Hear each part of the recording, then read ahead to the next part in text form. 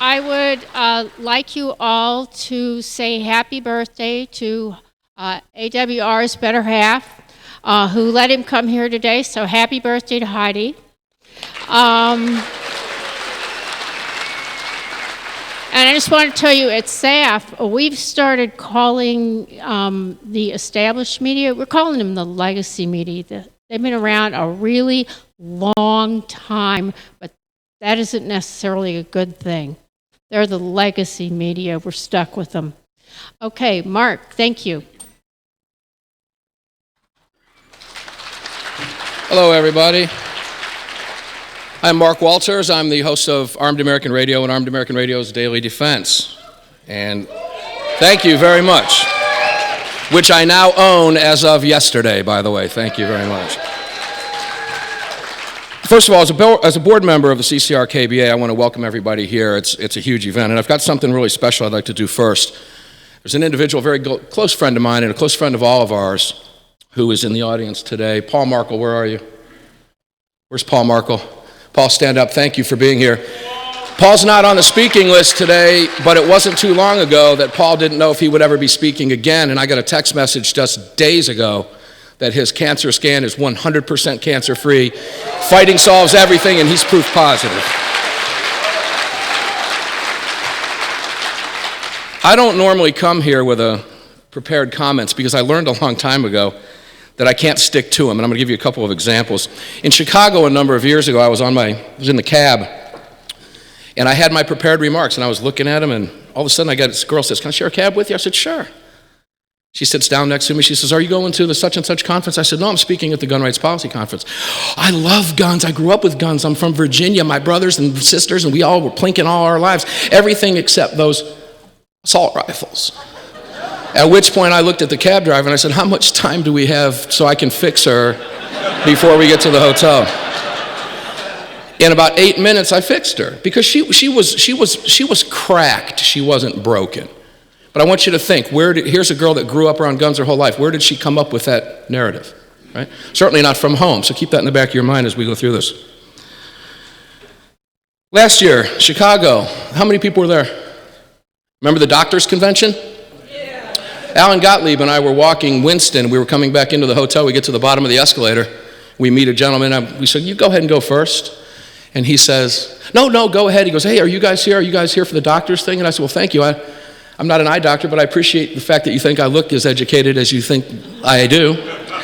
I said, "We're here for the Gun Rights Policy Conference." And he said, "Oh, yeah, we were warned about you." Yeah, we were warned about you.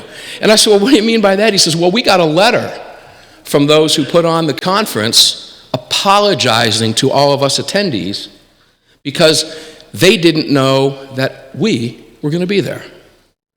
Whoa.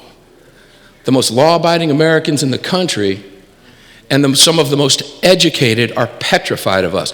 So here's my theme. Where do you think they draw that narrative from? They get it from the mainstream media, the legacy media, as Julianne just reminded me. So I came here hoping for that sign from God that I'm going to get another sign that somebody is going to give me something because I didn't have anything prepared. At 6:30 this morning, it still hadn't hit me, and about 6:34, it came to me. It was given to you 3 weeks ago when you were in Tombstone with Mr. Kurt Schilling, when Kurt and I were doing a celebrity event at the Freedom Days. And the mainstream Channel 5 News in Tucson showed up, wanted to interview Kurt at an event we were doing at the Oriental Saloon. They insisted when he walked outside that he take off his pro-Trump hat and not mention the Second Amendment. Now, Kurt Schilling's a very outspoken individual and a good friend of mine, and I was really worried about him, so I went and tried to save him before he got himself in trouble. That wasn't necessary. He handled it very well, so they turned to me and said, "Would you do the interview?"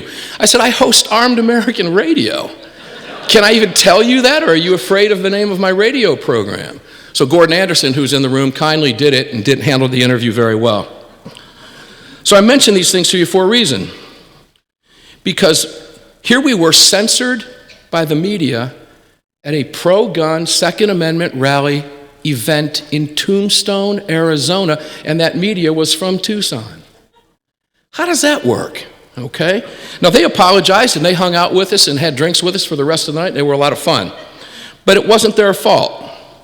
So here's what we're up against, and that's what I want to let you know. This is what we're up against. From that girl who grew up around guns, swayed by a biased media, to some of the most educated people on earth, so afraid of us because of what they see and what they hear.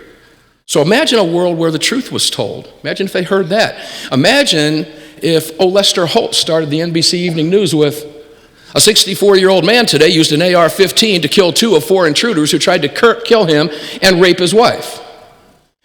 And they did the same thing on ABC, NBC, and CBS. Guess what would happen? People's perspectives would change about what we talk about. And then that mass shooting that they like to talk about would be the anomaly that it really truly is, because the perspective would change. But they're not going to do that. Those are called lies of omission. So here's what we do. We're going to keep talking about it. We're going to keep writing about it. You're going to keep consuming it. And we need you to share it. And when we do that and work in unison together, guess what happens?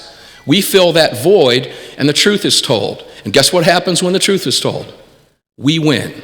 Because freedom will always prevail. I believe that. I'll see you on the radio. Thank you.